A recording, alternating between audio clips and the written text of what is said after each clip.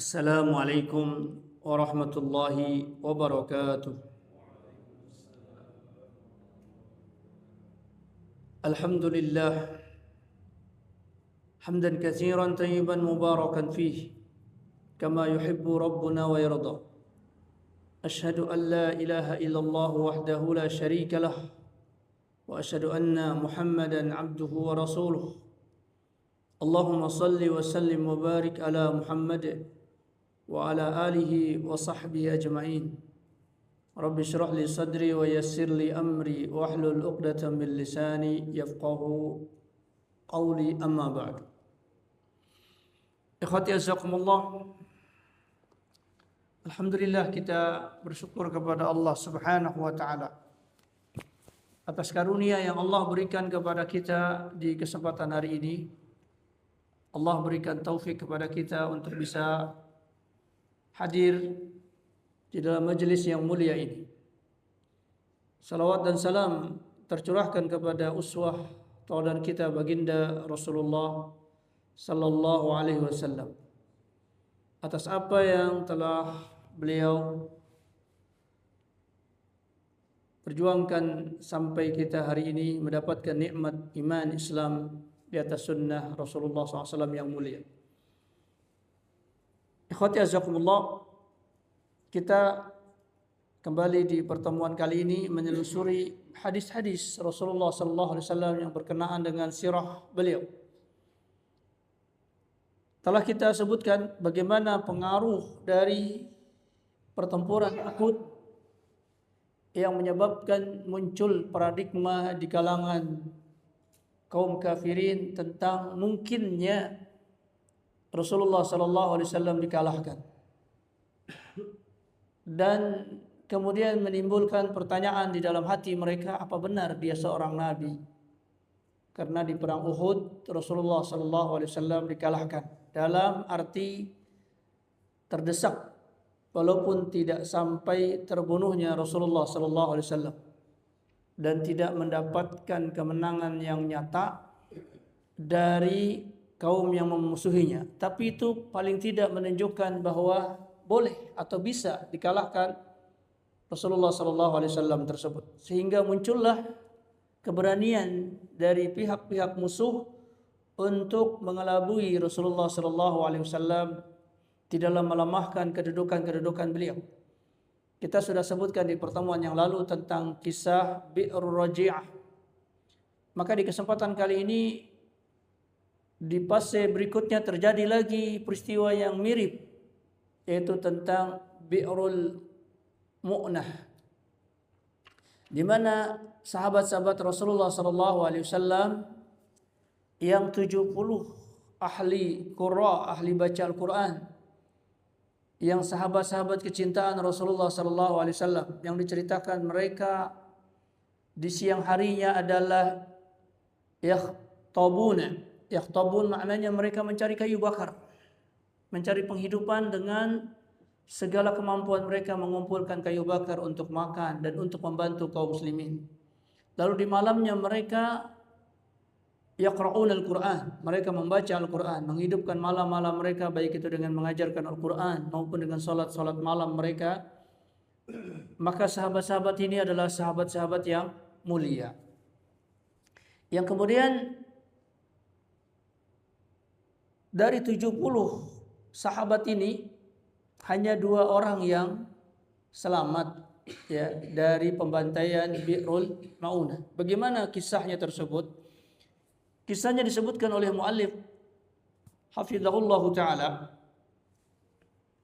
yaitu beliau membuat subjudul Jiwaru Mulaibil Alsinah li ashabi Rasulillah sallallahu alaihi wasallam, yaitu perlindungan atau suaka politik yang diberikan oleh Mulaibul Asinnah.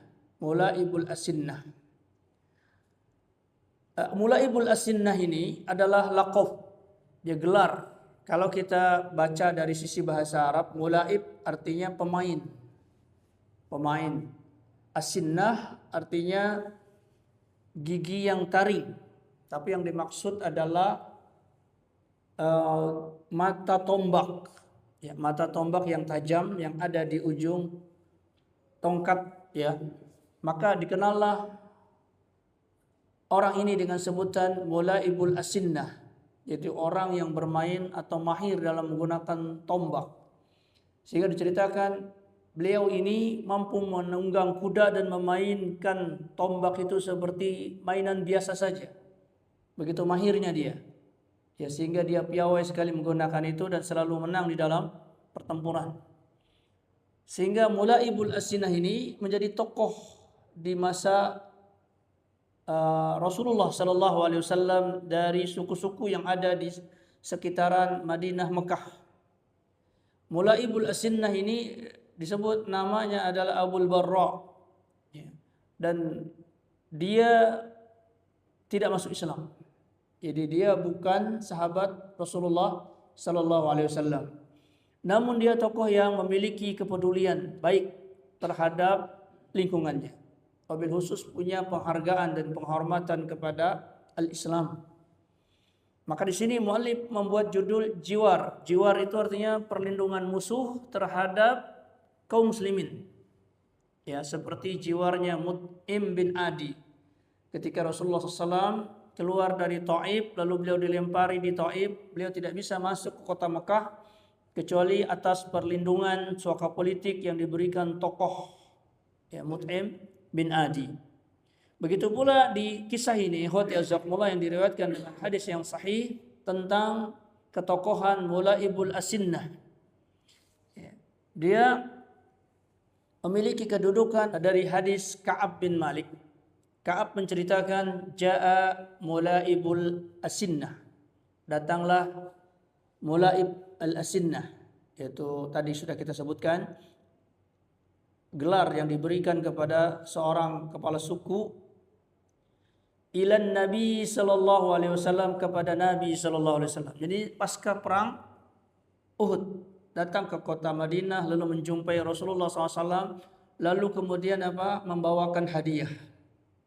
Membawakan hadiah kepada Rasulullah sallallahu alaihi wasallam, ini hadiah dari kami untuk Rasulullah sallallahu alaihi wasallam, yang pada saat itu lebih identik tentang pergaulan kepala suku antar kepala suku. Jadi kepala suku ini datang kepada Rasulullah lalu dia bawa hadiah kepada Rasulullah, ya, karena menganggap Rasulullah ini salah satu penguasa juga. Lalu Rasulullah fa'arada alaihi al-islam, lalu kemudian Rasulullah SAW menawarkan Islam kepada Mulaib ini, didakwahi kepada Islam. Fa'aba an yuslima, lalu dia menolak untuk masuk Islam. Lalu kemudian faqala Nabi sallallahu alaihi wasallam, maka Nabi sallallahu alaihi wasallam bersabda, fa inni la aqbalu hadiyatan min musyrikin. Dan aku, kata Rasulullah sallallahu alaihi wasallam, tidak menerima hadiah dari seorang musyrik. Jadi orang yang belum masuk Islam, maka beliau menolak hadiah tersebut. Namun sikap dari Mulaib ini menghormati baginda Rasulullah sallallahu alaihi wasallam. Ya, walaupun hadiah dia ditolak, lalu dia mengatakan, fab'ats ila ahli Najdin man syi'ta fa ana lahum jarun. Kalau begitu, supaya kami ini lebih mengerti lagi tentang Islam, maka engkau utuslah siapa yang kau mau untuk mengajari kami ini Islam ke kampung kami. Hari ini belum nampak tentang hal yang membuat dia menerima Islam. Lalu dia bilang, utuslah wahai Rasulullah ke kampung kami orang-orang yang bisa ngajarin Islam lebih baik, lebih jelas lagi. Fa ana lahum jarun, nanti saya yang akan menjamin keselamatannya. Saya yang menjamin dia dari segala rongrongan dari suku-suku tersebut. Dan di dalam aturan di masa tersebut, ikhwati azakumullah, kalau ada satu tokoh melindungi, maka suku-suku lain tidak boleh melanggar itu. Itu satu aib. Sebagaimanapun orang itu lemah, musuh ini lemah, tapi kalau dilindungi oleh salah satu kepala suku, maka tidak boleh ada yang mengganggu. Ya. Sebagaimana sudah kita sebut, Rasulullah itu dimusuhi bersama, tapi Mut'im bin Adi memberikan perlindungan suaka politik bahwa Rasulullah boleh masuk ke kota Mekah maka nggak ada yang bisa mengganggu Rasulullah SAW menghormati kedudukan itu. Ya. Dan Mulaib As-Sinnah ini pun juga demikian, dia memiliki kedudukan dan dia mengatakan saya yang akan memberikan suaka politik perlindungan kepada, dalam tanda kutip bahasa kita, murid-murid yang kau kirimkan untuk mengajarkan kami, wahai Rasulullah SAW. Maka melihat kebaikan dari Mulaib ini, sifatnya yang baik, lalu kemudian faba'atsa ilaihim biqaumin fihim Al-Munzir bin Amr. Maka kemudian Rasulullah SAW mengutus kepada kaum ini, ya, satu kelompok para sahabat yang dipimpin oleh Al-Munzir bin Amr. Wa huwa alladhi yuqalu lahu al-mu'tiqu liyamuta, yaitu Al-Munzir bin Amr ini diberi gelar dengan kebaikan dia sebagai Al-Mu'tiq, orang yang membebaskan dirinya dari api neraka atau membebaskan dirinya dari ikatan-ikatan dunia, liyamuta, untuk dia meninggal di dalam jalan Allah. Ya. Ada juga yang memaknai dia membebaskan dirinya dari api neraka dengan mati syahid. Ya. Au a'taqa indal mauti, atau orang yang memerdekakan dirinya ketika kematian datang kepadanya. Justru kematian datang kepada dia membebaskan dia dari segala siksaan dunia maupun siksaan akhirat. Lalu fastajasha alaihim Amir bin Tufail bin Amir. Ternyata keponakan dari Mulaib al-Asinah, Mulaib al-Asinah tadi, yaitu keponakan dia bernama Amir ibn Tufail ibni Amir. Ya. Ini menolak untuk mentaati pamannya sendiri, yaitu Mulaib al-Sinah tadi. Dia menolak untuk menerima perlindungan pamannya. Ya. Maka dia menghalangi para sahabat yang dikirim oleh Rasulullah SAW tadi. Lalu salah satu di antara para sahabat ini, yaitu paman dari Anas bin Malik, yaitu Haram, ini bernegosiasi kepada Amir ibn Tufail ini bahwa kita ini bukan untuk berperang, karena mereka yang dikirim ini bukan ahli perang, kerjanya ngajar, ya, cari maisha hidup, ya, bukan tentara, bukan orang ahli perang, tapi memang ahli dalam din, agama, qurra, ya, para ahli baca Al-Quran, dikirim oleh Rasulullah SAW. Lalu kemudian bernegosiasilah dia dengan Amir ini. Lalu kemudian Amir ini menolak, dan ketika Haram ini keluar dari tempat pertemuan tersebut, maka dia ditombak sehingga tembuslah dari belakangnya, tembuslah ke depannya, dan syahidlah beliau. Ya. Syahidlah beliau. Lalu kemudian Amir ini mengutus sukunya sendiri, atau dari sukunya Munzir tadi, Mulaib As-Sinah tadi, ya, untuk mengikuti dia di dalam mengejar 70 sahabat yang lain, atau 69 sisanya tadi, karena Haram telah wafat. Lalu sukunya ini, yaitu dari Bani Amir, dari sukunya sendiri, lalu dia meminta sukunya untuk ikut sama dia untuk memerangi para sahabat tersebut. Fa'abau an yuti'uhu, maka Bani Amir menolak untuk mentaati Amir bin Tufail ini. Fa'abau an yahfiru malaibal as-sinah, mereka menolak untuk mengkhianati perjanjian yang telah dibuat oleh Mulaib al-Asinah.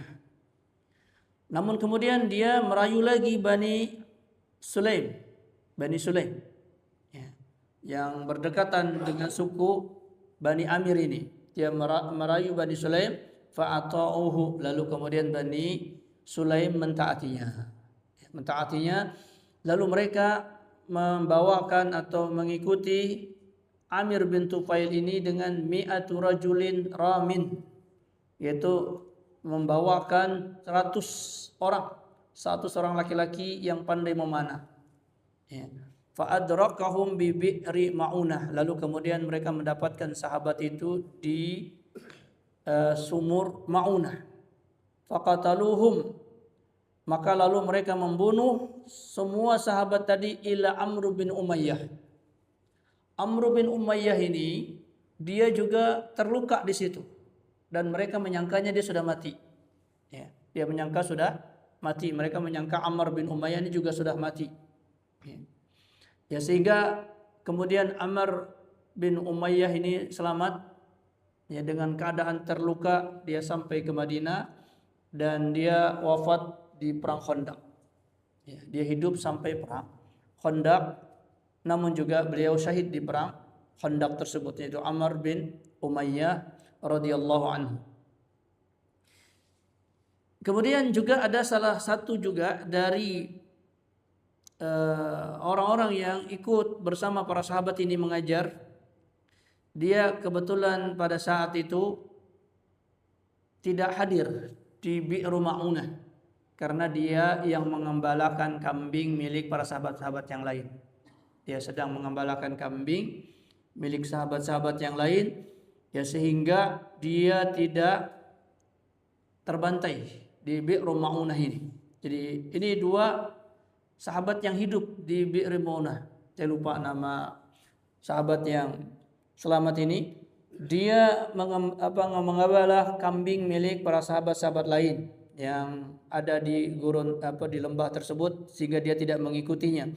Namun kemudian dia ditangkap, ya, oleh pasukan tersebut, tapi dia kemudian dibebaskan. Ya, kemudian dia dibebaskan karena tadi masih ada ikatan perlindungan dari Mulaib al-Sinah ini. Kemudian ikhwati azakumullah, ketika para sahabat ini dikepung, ya, faqalu, dan ketika mereka sudah dikepung dan tidak ada lagi kesempatan mereka untuk hidup, maka mereka berdoa kepada Allah Subhanahu wa taala. Mereka mengatakan, Allahumma balligh anna nabiyyana.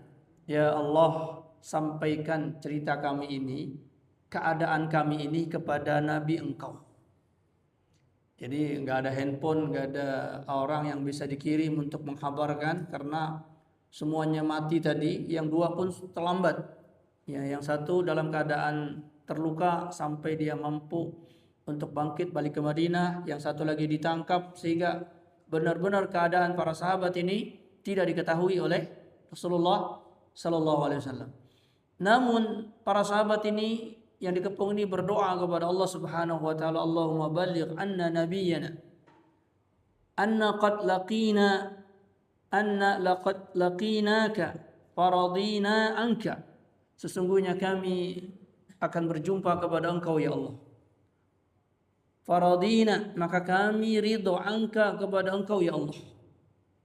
Wa radita anna, dan Engkau pun ridho kepada kami ya Allah. Ini ucapan para sahabat. Ya, ini juga sebagai dalil bahwa para sahabat itu benar, mereka diberi gelar radhiyallahu anhu. Allah meridhoi mereka, para sahabat tersebut. Karena ini yang biasa diucapkan dan didoakan oleh para sahabat itu. Faradina anka wa radita anna. Kami semuanya ridho kepada Engkau ya Allah. Apapun yang Kau timpakan kepada kami, musibah apapun yang Kau timpakan kepada kami dalam menegakkan Islam ini, kami ridho. Ya. Tidak menyalahkan Rasulullah, tidak menyalahkan keadaan mereka, tidak menyesal dikirim dengan kemudian dikepung dan terbunuh. Mereka mengatakan ridho ya Allah, kami ridho. Cuman sampaikan kabar kami ini kepada Rasulullah sallallahu alaihi wasallam. Ya. Kemudian ikhwati azakumullah, tiba-tiba Rasulullah sallallahu alaihi wasallam berada di kota Madinah. Tidak ada yang menghabarkan beliau, tidak ada yang datang kepada beliau. Faqala Rasulullah sallallahu alaihi wasallam li ashabihi, bersabdalah Rasulullah SAW kepada sahabat-sahabat beliau, inna ikhwanakum qad qutilu. Sesungguhnya saudara-saudara kalian telah dibunuh. innahum qalu, sesungguhnya mereka berdoa kepada Allah, Allahumma baligh anna nabiyyana, ya Allah sampaikan berita kami ini kepada nabi kami. Wa anna qad laqinaka, sesungguhnya kami telah berjumpa kepada engkau ya Allah. Faradina, kami ridha angka kepada engkau ya Allah. Wa radita anna, dan engkau pun ya Allah ridha kepada kami. Persis dengan apa yang didoakan oleh sahabat yang wafat tadi. Berita itu sampai kepada Rasulullah sallallahu alaihi wasallam, tentunya melalui wahyu dari Allah Subhanahu wa taala. Tidak ada yang menyampaikan itu, tidak ada yang tahu keadaan para sahabat ini, ya. Dan kemudian hal ini diberitakan oleh yang selamat tadi. Ya, jadi Allah menyelamatkan di antara 70 itu ada 2 orang yang selamat. Yang kemudian 2 orang inilah yang menceritakan ketika mereka berjumpa dengan Rasulullah SAW, padahal Rasulullah sudah mendahului menceritakan keadaan orang-orang di Bi'rul Ma'unah tadi, sahabat-sahabat beliau yang dikepung dan dibantai di tempat tersebut. Kemudian ikhwati azzakumullah, Mulaib al-Alsinah ini begitu marahnya dia dengan pengkhianatan dari keponakan dia sendiri. Jadi dia tidak tahu sama sekali apa yang dilakukan oleh keponakannya ini dalam membantai para sahabat. Padahal tidak ada pernah dia dikhianati atau diturunkan derajatnya sebagai kepala suku. Tiba-tiba keponakannya sendiri yang melakukan perkara tersebutnya. Kemudian ikhwati azzakumullah, anak dari Mulaib al-Alsinah ini kemudian marah besar juga kepada Amir, lalu dia mengejar Amir dan kemudian Amir terluka di dekat lehernya sehingga membuat bisul, dan bisul itu lambat laun memecah dan kemudian dia mati dengan luka bisul yang ada di lehernya tersebut. Ini yang terjadi kepada Amir bin Tufail Bani Amir. Ya. Dia mati setelah terluka oleh sepupu dia, anak dari Mulaib Al-Sinah tadi. Ya. Ini yang terjadi. Kemudian juga disebutkan dalam hadis Aisyah radhiyallahu anha, faqutila Amir bin al-Fuhairah yauma bi'ri Ma'unah. Terbunuhlah Amir bin Fuhairah. Ini salah satu sahabat yang dikirim oleh Rasulullah sallallahu alaihi wasallam, dan dia pun terbunuh, Amir ibn Fuhairah yauma bi'ri Ma'unah. Wa an Abi Usamah, dan dari Abi Usamah qala, berkata Abi Usamah, qala Hisam bin Urwah, berkata Hisam ibn Urwah, fa akhbirni abi, fa akhbarani abi, lalu telah menghabarkan kepadaku ayahku. Qala, berkata ayah beliau, lamma qutila alladhina bi bi'ri Ma'unah, ketika terbunuhlah orang-orang sahabat-sahabat Rasulullah SAW di sumur Ma'unah, wa usira Amr bin Umayyah ad-Dhamri, dan ditawan Amr bin Umayyah ad-Dhamri. Ini tadi saya ceritakan, yang mengembala kambing. Dia tidak ikut terbunuh, tapi kemudian dia ditangkap Amr bin Ibnu Umayyah ad-Dhamri. Faqala lahu Amir bin Tufail, kemudian Amir bin Tufail bertanya kepada dia, man hadza, siapa orang ini, yaitu Amr bin Umayyah ini. Fa asyara ila qatilin, maka dia memberikan isyarat kepada yang terbunuh. Faqala lahu Amr bin Umayyah, berkatalah Amr bin Umayyah, hadza Amir bin Fuhairah, ini adalah Amir ibnu Fuhairah. Ya, dia memberitahu dia bahagian dari yang terbunuh ini, dan yang meninggal ini adalah Amir ibnu Fuhairah. Dia memberitahu tentang perkara tersebut. Ya. Lalu ketika ditunjukkan sahabat yang meninggal ini, yaitu Amir bin Fuhairah, kata Amr bin Umayyah ad-Dhamri tadi.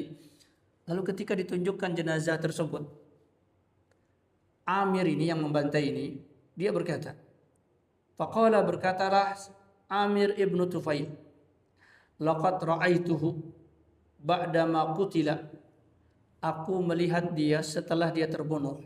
Ya. Rufi'a ila sama, aku melihat dia diangkat ke langit. Ya. Kata Amir bin Tufail ini, hatta inni la anzura ila samai bainahu wa bainal ardi, sampai aku melihat dia di langit, antara langit dan bumi. Dia berada di antara langit dan bumi. Ya, ketika jenazahnya tersebut tewas syahid di dalam Bi'ru Ma'unah ini, justru musuhnya Amir ibnu Tufail ini melihat bahwa Amir ibnu Fuhairah ini diangkat. Ya, diangkat sampai di antara langit dan bumi, dia melihatnya. Summa wudi'a, lalu kemudian diturunkan lagi. Dia bilang summa wudi'a, lalu diturunkan lagi jenazahnya Amir ibnu Fuhairah tadi. Ya. Fa'atan Nabi sallallahu alaihi wasallam khabarahum, lalu sampailah kepada Nabi cerita tentang Amir ibnu Fuhairah ini yang diangkat tadi sampai ke langit. Ya. Fana'ahum, maka Rasulullah sallallahu alaihi wasallam memberikan sifat kepada mereka. Faqala, Rasulullah SAW bersabda, inna ashabakum, sesungguhnya sahabat-sahabat kalian tersebut, qad usibu, mereka telah terkena bencana. Innahum qad sa'alu rabbahum, dan sesungguhnya mereka telah berdoa kepada Rabb mereka.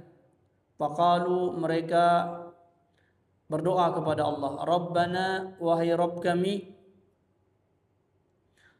akhbir anna ikhwanana, beritakan tentang kami, ikhwanana, kepada saudara-saudara kami, maksudnya kepada Rasulullah dan para sahabat-sahabat yang ada di Madinah. Bima radina, dengan apa yang telah kami ridhai. Ya, artinya kami tidak menyalahkan Rasulullah, tidak juga menyalahkan keadaan kami. Kami ridho dengan wafatnya kami ini. Wa radita anna, dan telah juga engkau wahai Rasul meridhoi kami.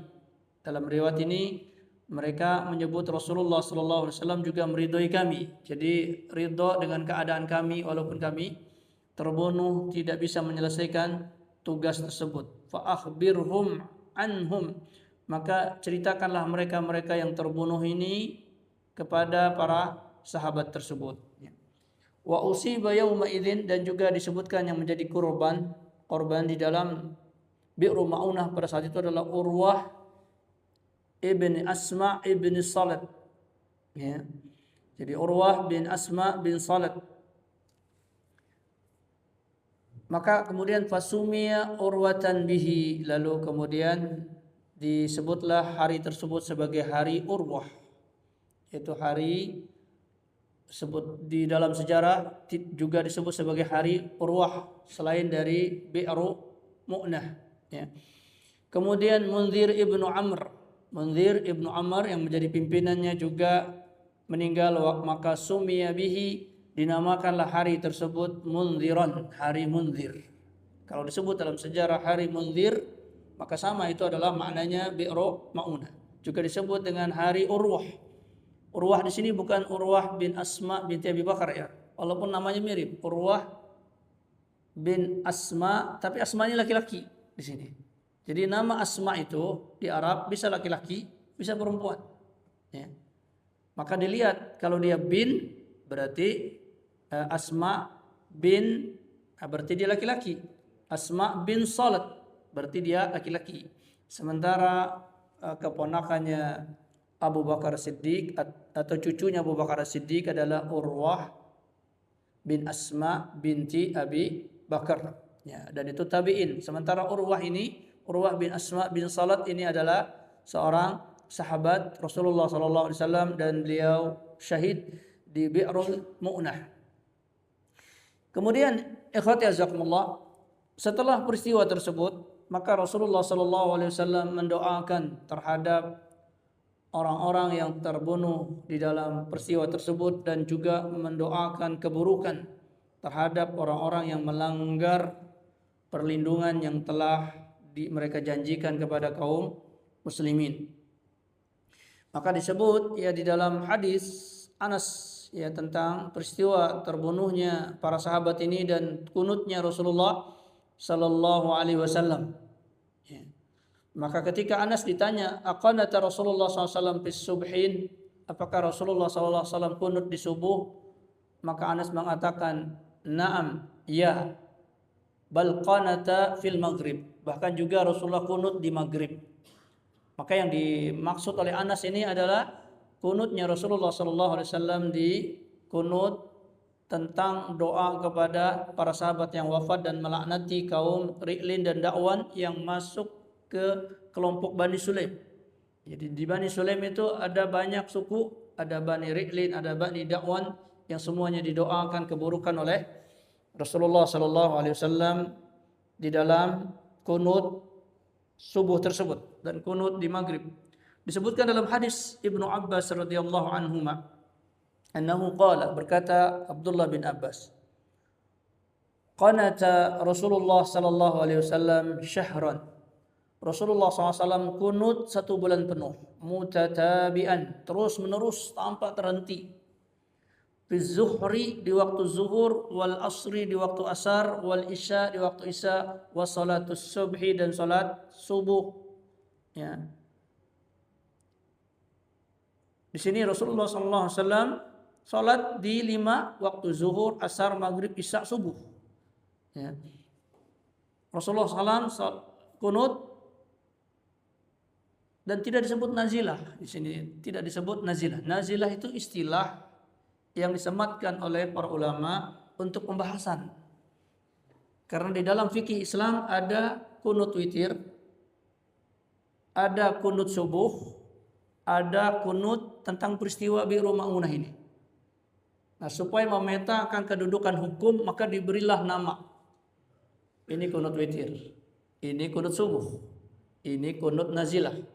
Walaupun kunut nazilah ini juga terjadi di waktu subuh dan tidak disebutkan namanya. Jadi namanya itu adalah disematkan oleh para ulama untuk memetakan pembahasan.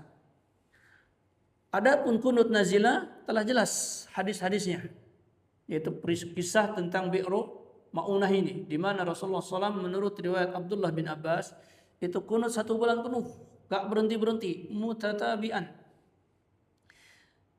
Yaitu fi duburi kulli sholatin, di setiap penghujung sholat. Jadi istilah dubur ini penghujung sholat itu memberikan persepsi yaitu di akhir-akhir sholat. Karenanya lafaz dubur sholat itu bisa bermakna pada rakaat terakhir, bisa juga maknanya setelah tahiyat akhir sebelum salam, bisa juga setelah salam. Nah, ini semuanya di dalam beberapa hadis disebut dengan istilah fi duburi sholat, fi kulli duburi sholat. Namun kemudian Abdullah bin Abbas menjelaskan apa yang beliau maksud fi duburi sholat, yaitu idza qala, yaitu ketika Rasulullah SAW mengucapkan sami Allahu liman hamidah. Oh, berarti apa? Di i'tidal di min raqatil al-akhirah, yaitu di rakaat yang akhir. Nah, ini yang disebut dengan dubur tadi. Jadi bukan dibaca setelah tahiyat akhir, bukan juga dibaca setelah sholat, tapi dibaca di rakaat terakhir ketika Rasulullah mengucapkan sami Allahu liman hamidah. Kemudian yad'u ala ahya min Bani Sulaim. Rasulullah SAW mendoakan keburukan atas kelompok-kelompok min Bani Sulaim, dari Bani Sulaim, ala Ri'lin, Bani Ri'lin, wa Daqwan, dan Bani Daqwan, wa Asiyah, dan Bani Asiyah, wa yu'amminu man khalfahu, dan mengaminkan yang ada di belakangnya. Ini memberikan pengertian, ikhwati jazakumullah, kalau seseorang melakukan kunut nazilah, maka kunut nazilah itu dibaca jahar, baik di zuhur, baik di asar, maghrib, isya, subuh, itu dibaca jahar. Ya. Kenapa demikian? Karena Ibnu Abbas mendengar, mendengar bacaan tersebut lalu diaminkan. Doa yang tidak kedengaran tidak diaminkan. Ya. Jadi kalau kita melakukan kunut nazilah, ada peristiwa terjadi di kaum muslimin di waktu zuhur, di waktu asar, maka doanya kencang. Walaupun itu salat apa? Sirriyah. Walaupun itu salat sirriyah, untuk kunutnya sendiri, maka itu dilakukan dengan jahriyah. Kemudian ikhwati azakumullah, para ulama membahas apakah kunut nazilah ini dinasakh, dihapus, tidak boleh dilakukan lagi, atau yang dihapus adalah kesedihan Rasulullah SAW tentang hal yang membangkitkan beliau kunut tersebut. Maka Imam Abu Hanifah mengatakan bahwa kunut nazilah dihapus dan semua kunut-kunut itu dihapus. Ya. Berdasarkan firman Allah Ta'ala di dalam surah Ali Imran. Ya, bukan urusan wahai Muhammad, ya, untuk memintakan ampunan untuk mereka atau memintakan azab untuk mereka. Jangan diurusin itu. Jangan kau pikirkan, kalau bahasa kita. Jangan kau pikirkan itu urusanku, kata Allah. Yang jelas mereka zalim. Secara ini perbuatan mereka tidak dibenarkan, mereka zalim, sehingga engkau tidak perlu bersedih hati terus menerus, itu urusanku. Nah, ini dianggap oleh Imam Abu Hanifah menasakh hukum kunut. Sehingga ma'ruf dalam pandangan Imam Abu Hanifah, kunut semuanya bid'ah. Karena sudah dihapus. Sudah dihapus. Adapun dalam pandangan ulama-ulama yang lain, kunut nazilah tidak dihapus. Tetap berlaku. Dan itu mereka nukilkan riwayat dari Umar bin Khattab radhiyallahu anhu semasa beliau ketika Rasulullah sudah wafat. Kemudian terjadi peristiwa di masa Umar bin Khattab, beliau berkunut nazilah.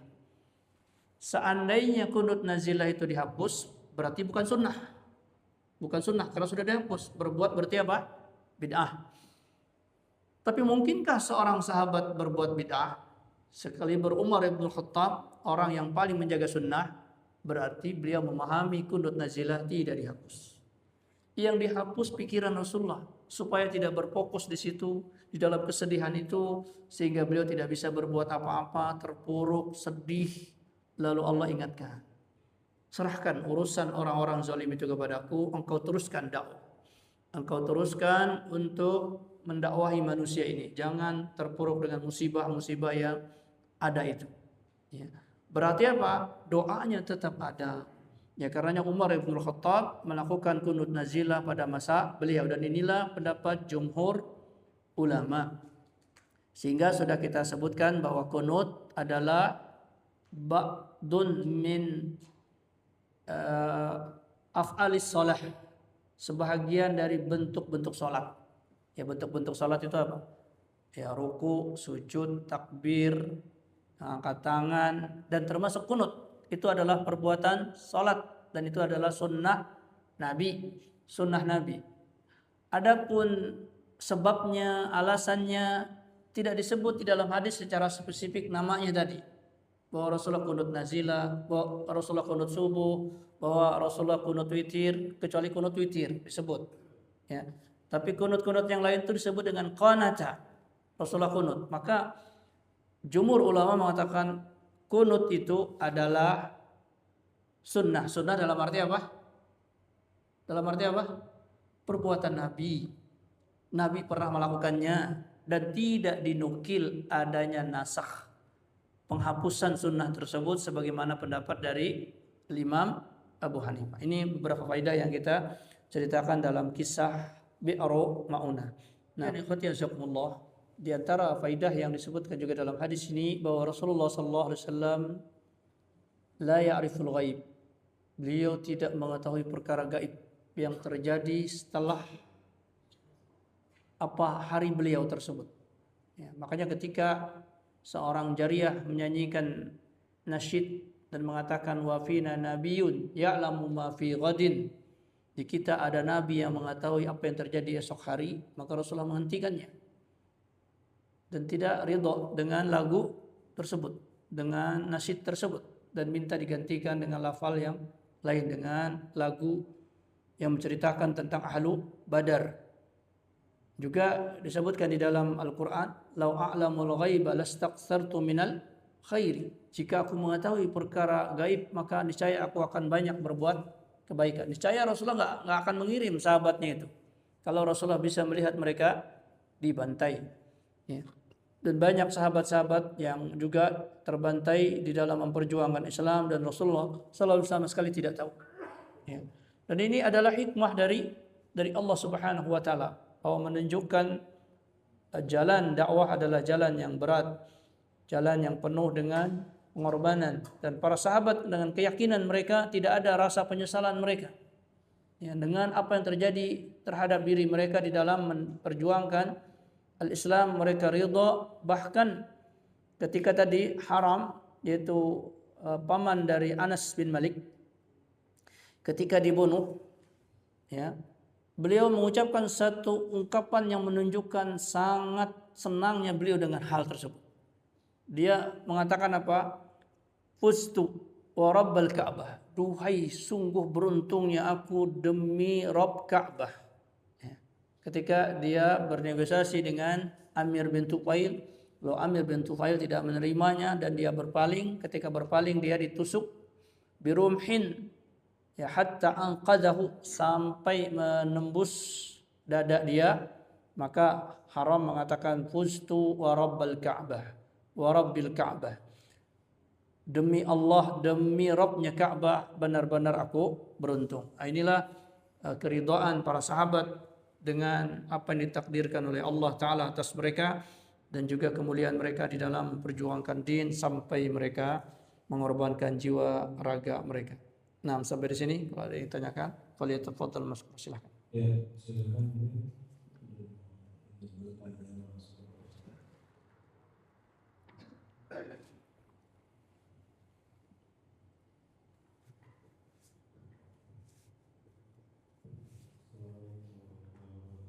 Waalaikumsalam warahmatullahi wabarakatuh. Ya.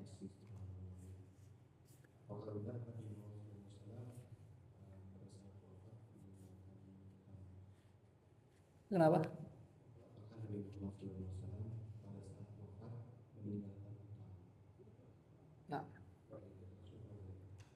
Nah, barakallahu fiik. Secara riwayat saya nggak tahu adakah berita tentang perkara tersebut, tetapi secara ucapan secara umum Rasulullah SAW telah sangat memperingatkan umatnya tentang perkara hutang.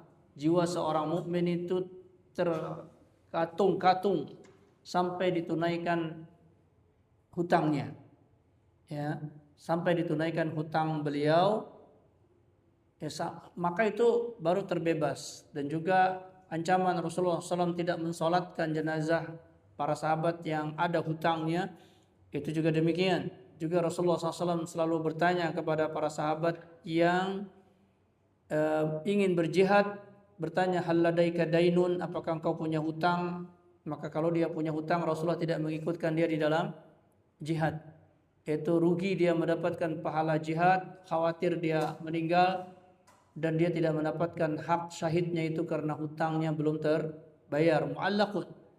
Dan kita ketahui bagaimana amalnya Rasulullah SAW yang begitu tinggi, ghairu mamnun, yang tidak terputus.